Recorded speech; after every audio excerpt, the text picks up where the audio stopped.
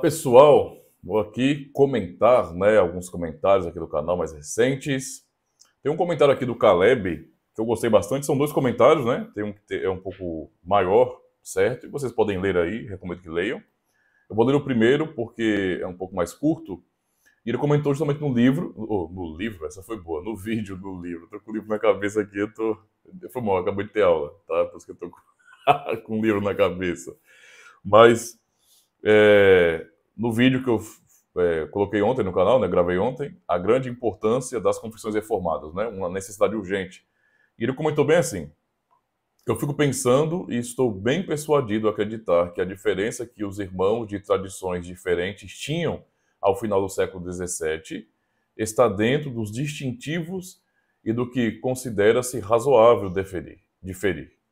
Em geral, forma de governo de igreja, então presbiteriano ou congregacional, e o aspecto do batismo. A diferença atual é absurdamente maior e acredito ser difícil considerar todos tão diferentes como irmãos que possuem só um traço de diferença, mas aceitável dentro do que em parte conhecemos.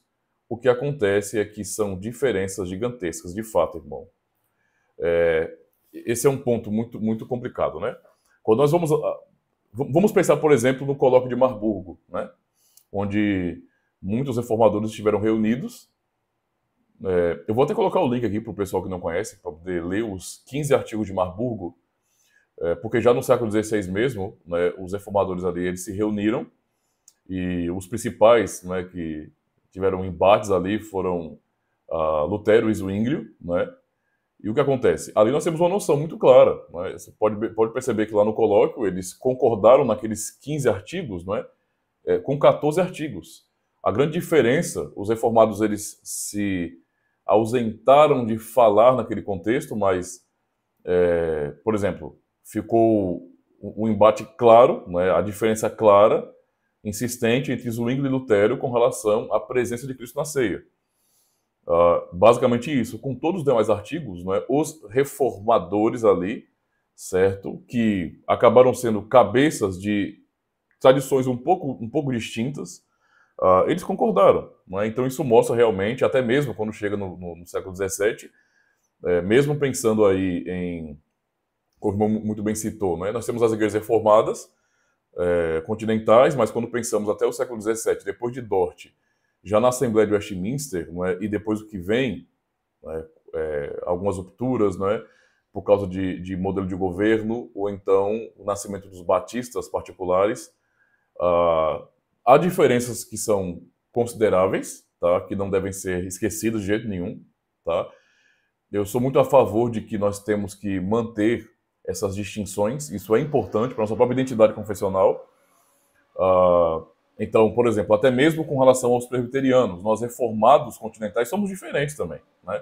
Nós temos uma confessionalidade um pouco diferenciada, nossas confissões elas têm uma abordagem um pouco diferente também, e as diferenças pontuais que existem, por exemplo, entre a confissão belga e a confissão de fé de Westminster, né, elas devem ser mantidas, é claro, tá? Eu penso que é bom, né? E até me incomoda um pouco quando alguém vai dizer que essa é melhor do que aquela. A questão não é de ser melhor, entendeu? Então não é esse tipo de equivalência que nós fazemos, ou devemos fazer. Eu não faço isso, que é a ideia de que a confissão belga... Eu vou falar só de confissão de fé, não de catecismo. Confissão específica, né? A confissão de fé belga, ela é melhor do que a do Westminster, como muitas vezes alguns presbiterianos acabam apontando que os padrões de fé de Westminster, ou a confissão de fé de Westminster, é a melhor, né? Eu canso de perguntar, melhor no quê? Em que sentido? Né? Porque eu acho que quando se fala isso, não está se respeitando as peculiaridades dos contextos onde as confissões foram elaboradas. Então, é melhor no quê? Entende a situação? Então, é um tipo de vaidade para mim tola. Né? Tratar a confissão de fé de Westminster, ou os padrões de fé de Westminster, como sendo os padrões definitivos da igreja, isso é, para mim, arrogância. E, embora eu respeite quem mantém a defesa dos padrões de fé de Westminster como irmãos reformados, não é? Ainda assim, eu penso que ficar falando isso acaba desqualificando a tradição reformada continental. Né? Isso, para mim, não é nem um pouco inteligente, nem sábio, não. Tá? Então, tem que começar a respeitar as devidas proporções e os contextos onde essas confissões foram elaboradas. São diferentes. Simplesmente isso. São diferentes. Tá? Então, Nesse sentido, então, eu não estou dizendo jamais que a confissão de fé belga é melhor do que a de Westminster, ou de que a de Westminster é melhor do que a confissão de fé belga, ou então é melhor do que a confissão de fé batista, ou a confissão de fé congregacional. Não é esse o ponto, né? Não tem a ver com ser melhor ou não. Como foi apontado até no texto abaixo do irmão, não é? Isso tem muito a ver com a consciência cristã. Então isso é importante compreender. Então, quando olhamos para esse contexto, século XVI e XVII, mesmo com as distinções, elas eram distinções confessionais. Isso é muito importante notar. Então, eu nutro um respeito enorme, não é, por batistas particulares, que se chamam de reformados. Esse é um ponto que eu discordo, né? Realmente, para mim, é muito claro que um reformado é um membro de uma igreja reformada, e isso quer dizer que ele subscreve, ou faz parte de uma igreja que subscreve essa forma de unidade, ou os padrões de fé de Westminster.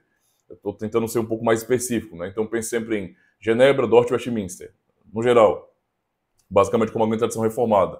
Só que o fato desses distintivos, não é, serem mantidos naquele contexto, mesmo quando pensamos em batistas particulares, não é, que se chamam de reformados, ou então congregacionais também, que basicamente só alteraram, né, na Confissão de Fé de Savoy o modelo de governo, porque a teologia, no sentido geral, permaneceu, né, de Westminster, por exemplo. Essas diferenças, esses distintivos eram confessionais. E isso nos colocava muito mais próximos, né? Então, temos diferenças que devem ser mantidas por conta da consciência cristã, certo? Mas estávamos muito próximos, entendeu? O diálogo, nesse sentido, era muito mais simples. Imagina num contexto onde aqui no Brasil só houvessem, por exemplo, igrejas reformadas de tradição continental, tradição de Westminster, escocesa, que seja, batistas particulares ou confessionais, não é? E congregacionais também confessionais, com a Confissão de Fé de Savoy, por exemplo. Seria muito menos confusão, porque as nossas diferenças pontuais seriam mantidas, mas não nos impediriam, por exemplo, de estarmos muito mais próximos. Embora houvesse, por exemplo, cada grupo, cada comunidade ou tradição tenha os seus próprios concílios nesse sentido, ainda assim poderíamos fazer uma liga muito mais sólida, não é, para a cooperação mútua. Isso é plenamente possível, isso já acontece em alguma medida, certo? Mas essas são as diferenças, como o irmão apontou aqui, que, embora elas devem ser lembradas, mas elas não nos separam de verdade, entende? Elas são distintivos, né, históricos. Então, eu sou um reformado e tenho um batista particular e tenho um congregacional. São distintivos históricos que são importantes, que têm a ver com a consciência cristã e que não nos separam de fato, porque conseguimos manter, pelo menos, um relacionamento de mútua cooperação. Mas hoje é totalmente diferente. O distanciamento da identidade confessional levou, não é, as ramificações de igrejas, especialmente a partir de Charles Finney, especialmente a partir do movimento pentecostal em ascensão, em crescimento. Isso levou, não é, e as influências que isso também trouxe, não é, a outras congregações, isso levou a um distanciamento gigantesco, como muito bem apontou aqui. Não é? A distância é gigantesca, praticamente irreconciliável, porque nós, não é, temos uma identidade confessional. Então eu sei o que é, por exemplo, um reformado continental, eu sei o que é um presbiteriano, mesmo pensando nos presbiterianos, não é, dissidentes, não é, governantes. Eu tenho aprendido sobre isso agora, mais recente, né, com irmãos que fazem parte desse tipo de linha presbiteriana, e também da IPB com os pastores que são fiéis, porque tem uns que não são, de jeito nenhum, são confessionais, mas outros que são também, eu os respeito muito, não é? Estão próximos realmente. Eu sei distingui-los, assim como pastores que são batistas particulares, se chamam de reformados, como por exemplo o pastor Marcos Paixão, e outros que eu conheço pessoalmente, que são homens de Deus, fiéis, confessionais, que lutam por fidelidade nas suas comunidades. Eu não tenho como me distanciar dessas pessoas, desses grupos, dessas denominações. E também, não é, há um certo tipo de crescimento também com relação a um retorno das igrejas congregacionais, ou pelo menos de algum grupo congregacional, para voltar à confessionalidade. Tudo isso nos aproxima, mas saindo desse contexto onde você sabe quais são os distintivos confessionais, não é? Você não tem mais uma ordem, é uma bagunça geral, é um relativismo só. Não é? Então não tem nem como você dizer, eu não sei, eu sou evangélico, eu não sei o que isso significa mais. Na boa, vamos ser honestos, eu não sei mais o que significa. Isso já teve um peso, um valor histórico. Hoje em dia não vale nada. A realidade é essa. Não vale nada. Nada, absolutamente nada. Quando uma pessoa diz para mim que é evangélica, o que vem na minha mente agora, devido ao nosso próprio contexto, é eu não sei o que essa pessoa crê. Simplesmente isso. Eu não sei quais são as nossas distinções, eu não sei em que nós estamos aproximados, eu não sei.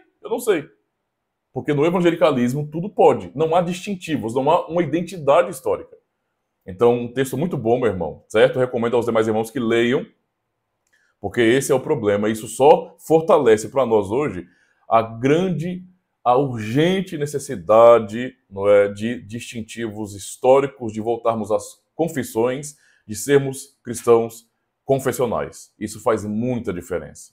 Valeu, pessoal, muito obrigado. Se você está chegando agora, né, caiu aqui no canal, aproveite e se inscreve. Aqui tem muito conteúdo para você aprender sobre o que é fé reformada, beleza?